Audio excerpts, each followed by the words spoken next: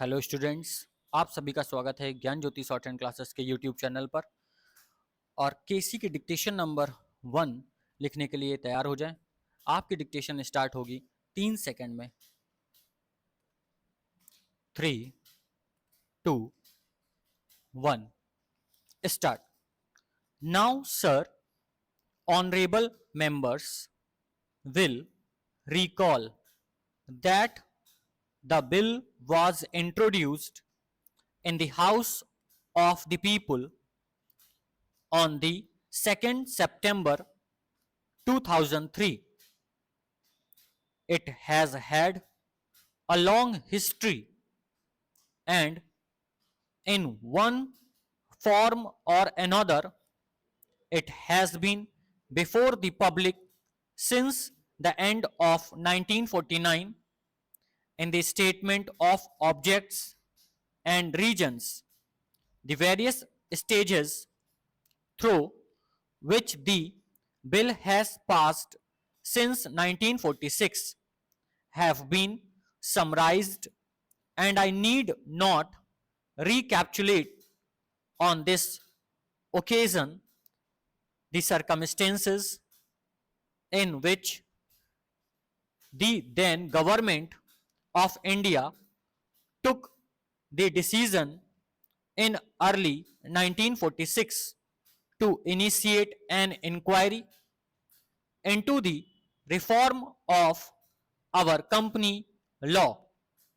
I would remind honorable member that the between 1946 and 1948 the entire field of company law was carefully reviewed by two distinguished company law years who were appointed to recommended the board lines on which the present act should be revised. Their recommendations were examined in the then Ministry of Commerce, and certain tentative departmental views which emerged were circulated in a comprehensive memorandum to all recognized trade and industrial association, bar association, the high courts and the state governments that brought us to the end of 1949. Many representations on this memorandum were duly received from Chamber of Commerce, Trade and Industrial Associations, state governments, and the general public. At the end of 2000, the Government of India appointed a committee under the chairmanship of Sri Baba to go into the entire question of revision of the Companies Act with particular reference to its bearing on the development of trade and industry in this country.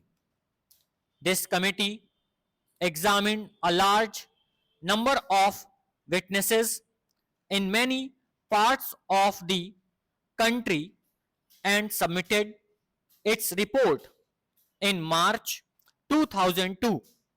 This report again was circulated to all state governments, Chamber of Commerce, trade associations, high courts, and many other bodies. At the same time, a special officer was appointed in the Department of Economic Affairs, Ministry of Finance, to examine the report in the light of the views received from the interested public and to submit proposals to government for the revision of the present act. The bill now before the House is based largely on the recommendations of the Company Law Committee, modified in a few particulars. Honorable members will notice that so far as public relations go, the bill has covered adequate ground in a measure like the Companies Bill, however, which covers the entire field of the operation of joint stock companies.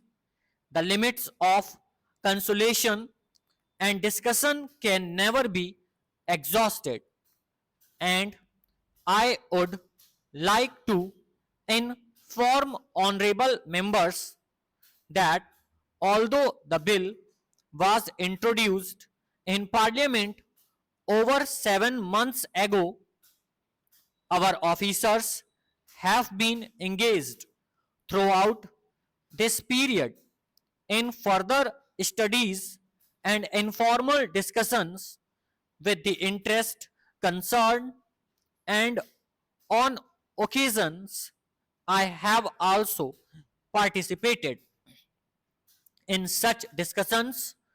I have also given some further thought to some of the issues arising out of the bill, and I propose at the appropriate stage to bring before the select committee any changes in the provisions of the bill which seem to me to be worthy of consideration in the light of this further examinations.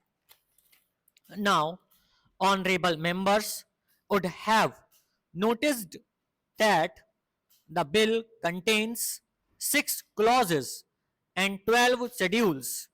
I think it is probably one of the longest legislative measures in recent legislative history, but its size might be regarded as misleading unless I make a few comments. The bill is both, one must remember, a consolidating and amending measures. As mentioned in the statement of objects and regions, this is the first opportunity which has occurred since 1923 for the consolidation of the Companies Act. Advantages has been taken of this opportunity to redraft several long and complicated sections in the present act which have been split up into a large number of clauses.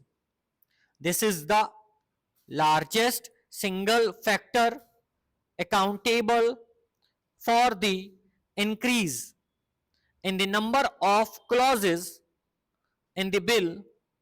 New clauses embodying substantial changes in the present law would hardly constitute more than a small fraction of the bill.